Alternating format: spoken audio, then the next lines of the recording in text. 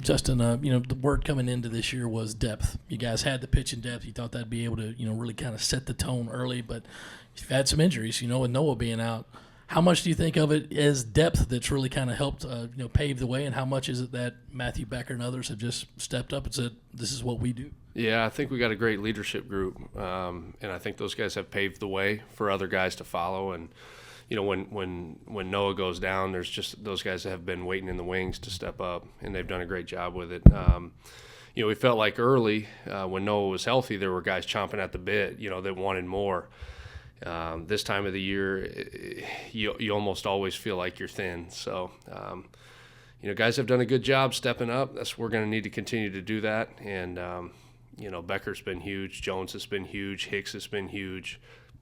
We feel like our bullpen's been huge, being able to throw back-to-back days at times.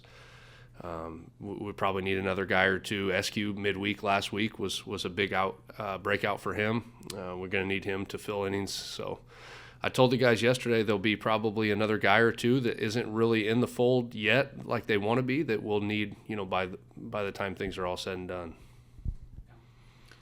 You mentioned Becker there. What is it about him that's kind of allowed him to grab that third starter spot, and where is he in his development right now in your mind compared to maybe where he was this time last year? He's always been in the mix to do it. He did it last year. He's missed some time, both his freshman fall and his sophomore fall, that I think set him back a little bit from a health standpoint. But he's got unique stuff, and he's obviously left-handed on a staff that's primarily right-handed. We felt like going into the year, if Becker was going to be in the mix to start, we were a better club. Just felt like our rotation would be more diverse. He's done a great job of continuing his development. I don't know if you guys noticed or not, like this last couple of weeks, he's dabbled a little bit with dropping his slot at times. So he's kind of throwing a sinking fastball, a change, and a slider from here. It's helped him, kind of get a little bit more east and west to the left-handed hitters. He's still kind of that primary riding fastball and overhand curve from up top. And, I think it just adds another layer to what he's able to do, from a game planning standpoint. He's able to get to a lot more weaknesses that way. So he's a great athlete. He's done a great job. And as far as development goes, I think there's still another tick or two for him to still have. So he's done great. Yeah, just a couple weeks ago, Will was talking about the development of his sinker and how important that's been to him. Just curious what the process has been like as far as refining that pitch, and how important is it for him, a guy who gives up some fly balls with his four-seamer, how important is it to be able to have a pitch like that in his arsenal? Yeah, I think, if you just look at the league, you have to crowd guys in this league. You can't let guys get extended. You can't just throw fastballs out over the plate. I think Will's home runs allowed numbers, I knock on wood, they're down quite a bit this year. And in the preseason we saw him up to 97, 98. He's pitching more 93, 94 now, but his ability to just crowd some righties, get some easy ground balls, keep his pitch count efficient with the sinker has been huge. And it's kind of the staple pitch. If you look at like what our staff has become, I didn't necessarily know this was going to be the case going into the year, but if you just look at our strengths, how we've been different than the rest of the league, we don't have like the premium velo that a lot of the other guys that we're seeing, especially the last 3 weeks. It's been unbelievable from a right-handed pitcher standpoint. But we crowd guys. We're fearless pitching to the inner third of the plate. Will, James, Eli Jones, Jack Mahoney, those guys are pitching inside, and they're going to speed up the hitter's timing, and it's made them more effective. So I think that's kind of become our staff identity. Will's kind of just adding a different layer to himself to be able to do that as well, and it's been huge for him. What do you try to teach your guys about, getting out of jams and getting out of situations where there's multiple runners on base? Yeah, we work a ton from the stretch. It's a bullet point, that's like covered in the first meeting in the fall. We got to be at our best in the stretch. That's when it matters the most. We got to be at our best when our back's against the wall. We put a lot of emphasis on that. We put those guys in situations in fall practice and scrimmages where we're setting them up with runners on. And, look, the guys that execute the game plans the best and pitch, with that fearless mentality and you can trust out there to compete, those guys get the most innings. So we put a high priority on that. Coming into the year, y'all had a pretty good idea of who your opening week in rotation was going to be, but maybe not so much on who would close out games for you guys. It Is there anything or what about the way the pitching staff has evolved over the course of the season maybe has surprised you the most?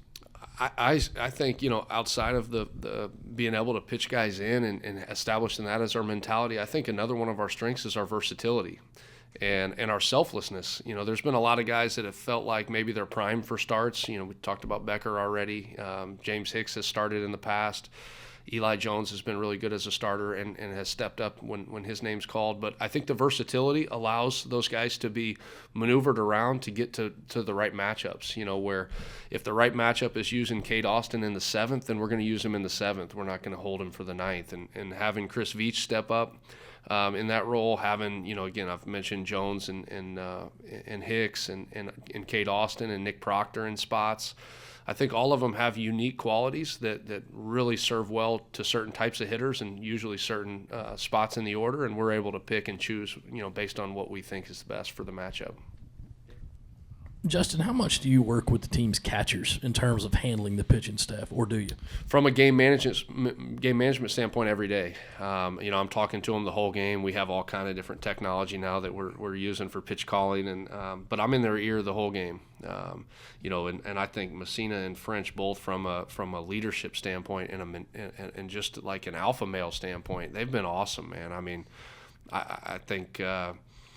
Maybe it gets talked about more, I don't know, but like Cole Messina's development and his growth to being not only like the player he's become offensively, but the catcher he's become and the leader he's become has been like transcendent for this team. So I'm with him every day from a game management standpoint. I'm with him in the bullpen all the time. From a technical standpoint, how they set up, how they block, how they do all that's more Coach Kingston. But game management, those are my guys.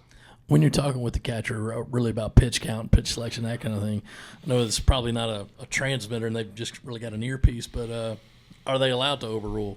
Are they allowed to say maybe this would be better, or do you guys have to talk about that? Well, it's a one-way mic, but their body language, they have signs to tell me a lot, and I give those guys a lot of freedom to, I'll ask them, I'll give them options. I'll say, hey, your call here, or this, whatever you think is best, or I'll ask them, hey, what do you think about this? And they'll yay or nay it. So it's. I trust both of those guys. What were your first impressions of Chris Veach, and what are your thoughts on kind of the way he pitches and celebrates, with the fingers and all that stuff? Yeah.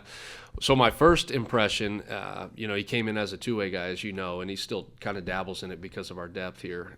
And he's a capable hitter. But, my first impression was he was a little bit standoffish. He was hard to earn his trust, and I kind of felt like there were times in the fall where he wasn't combative. Combative isn't the right word, but you had to earn his trust. Like, he's a smart kid. He's invested in pitching, and he's a good athlete, and he studies it. And, it's like night and day different now than what he was when he first got here in the fall. And I love Chris Veach, man. I love him to death. I love all the antics. I don't care what he does. I love the competitor. I prefer him to stay like more so with our side, not necessarily talking too much trash directly to the opponent, but I love the energy, man. I think he's a real competitor, and just love having him here. With Will, obviously he had that week off at Mississippi State, and he's been better since then. As a pitching coach, what are kind of signs that a guy might need a little bit of a pullback at certain points, and how do you kind of go about managing that through an SEC schedule? Yeah, there's a lot of things. we felt like there were multiple things that pointed to that being the right call, mainly just going back-to-back weeks on one-day short rest. We went the rain – I think it was a rain-out game he pitched on a Saturday, then he was pitching on a Friday, then he was going to have to pitch on a Thursday at State. So we just felt like physically he wasn't quite as sharp and quite as fresh as we had seen him. I think he's putting a lot of pressure on himself or had at that time, and it was kind of felt like the right time to give him a mental blow. And at the same time, there were things that we needed to really work on throughout the course of the week that we felt like we couldn't really do while he was like trying to get ready for his next start. So all those things pointed towards just giving him a little bit of a breather. Hopefully give him a shot to the arm and really kind of boost his confidence. He's been better, and I think we've still yet to see Will Sanders at his best, which is, I think, the exciting part about this club. I'm just curious if the changes to the pitch clock and some of the new rules this year have affected maybe the way that you instruct pitchers or just your approach as a coach at all. Well, first off, I love it. I mean, I love the pace. I feel like guys need to pitch with great pace, great poise, just great tempo, regardless whether it's between pitches or with their delivery. From a defensive standpoint, I think it keeps things engaged. There's been a few adjustments, like the 30-second mound visit has been a little bit like you'll see me like jog out to the mound now and jog back and then have to catch my breath. I mean, I'm just trying to capitalize on every second. So there's been some changes, but mostly positive. I'm a huge fan of it. What are your thoughts on the way Cade Austin's been pitching so far this year? I mean, Cade is one of the toughest guys we have. I mean, I think it's, the numbers may not suggest this, but Cade is a guy that we all have tremendous faith in and confidence in, and he's like I said, one of the best competitors, one of the toughest, most reliable guys we have. We've used him in a couple different roles. We've brought him in the 5th or 6th. We've used him for multiple innings. We've used him recently more so in just 3-out stints. We know he's physical and capable of going back-to-back days. We've done that with him. We've even used him twice in the same day, on the doubleheaders, and he's been tremendous with that. He's another guy that I think if you ask him, he still hadn't pitched his best yet, but at the same time, he's one of the toughest guys we got, and especially when you talk about nailing down, the 8th inning or the 9th inning, those are the 6 hardest outs to get in the game, and he's a guy that we have a lot of faith in to do that. As a staff, you guys are second in the league in pickoffs right now. You got a few different guys with a good move. What kind of a weapon is that for your staff, and how much do you work on really pickoff moves and kind of timing in between starts? Yeah, I'd like to do the math on this because I think the amount of guys we've picked off versus the times we actually pick off, I think is like we got to have the fewest pickoff attempts in the league too. I'd like to look into that. I hate picking. I don't want to pick. To your point, like I want the pace of the game. I want guys to be engaged. The majority of the conference, now we're going to play Kentucky here next week, but the majority of the conference, it's not in their playbook really. Our pitchers have done a great job of changing looks, changing holds, picking just enough. But it's something that we work on it and we use as as we see fit. I mean, there's some guys that have been vulnerable to it, and we've taken advantage of it. But I don't necessarily like to pick. It just seems like for the most part it's a little bit more risky than I'm willing to do, but we've been good at it. So I think Dylan Eskew kind of caught your eye before his start and maybe a midweek live at bat scrimmage type deal.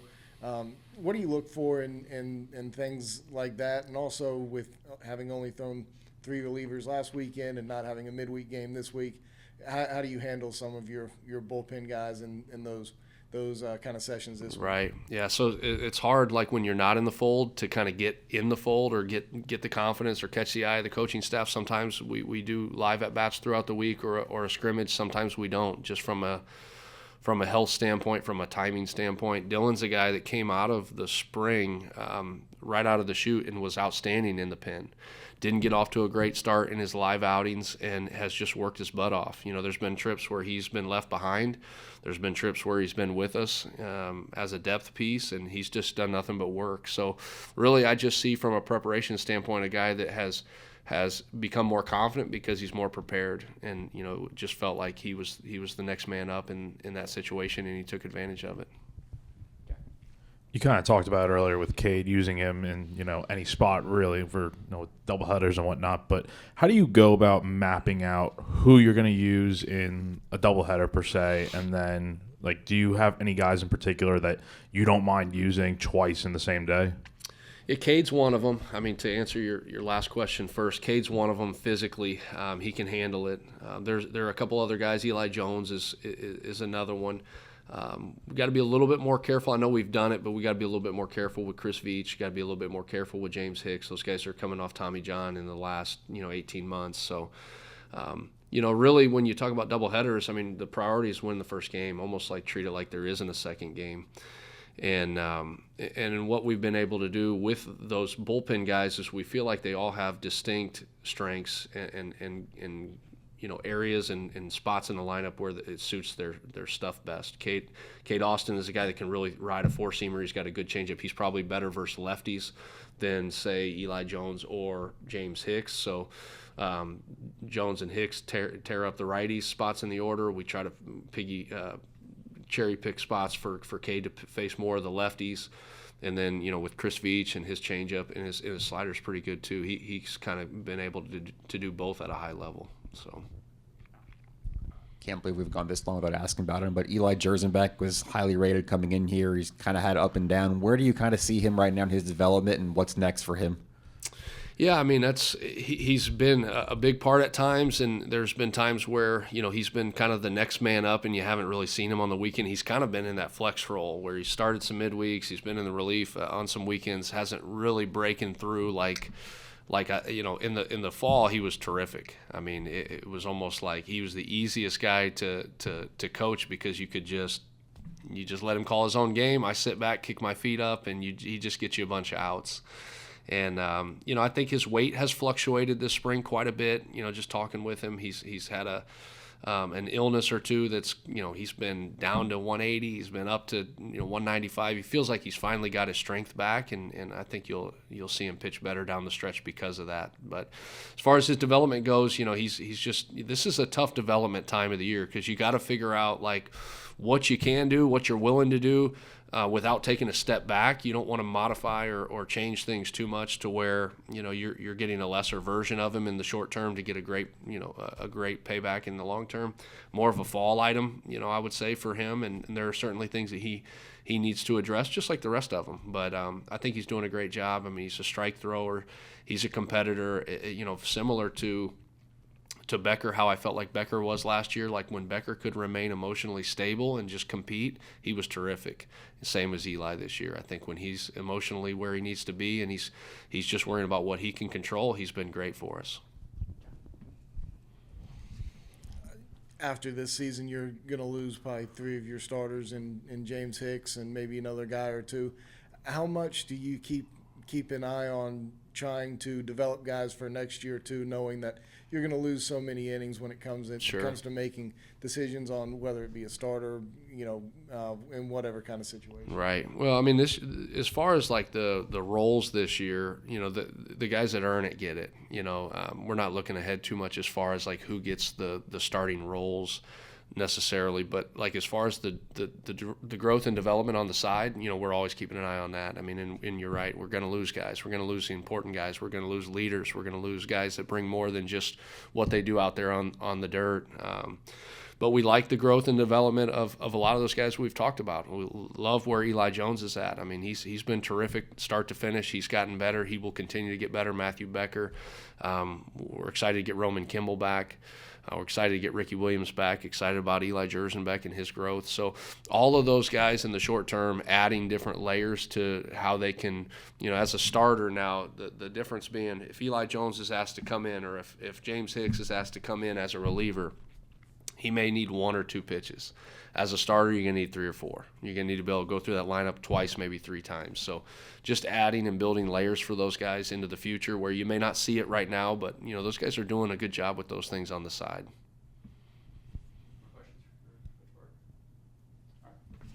Appreciate it.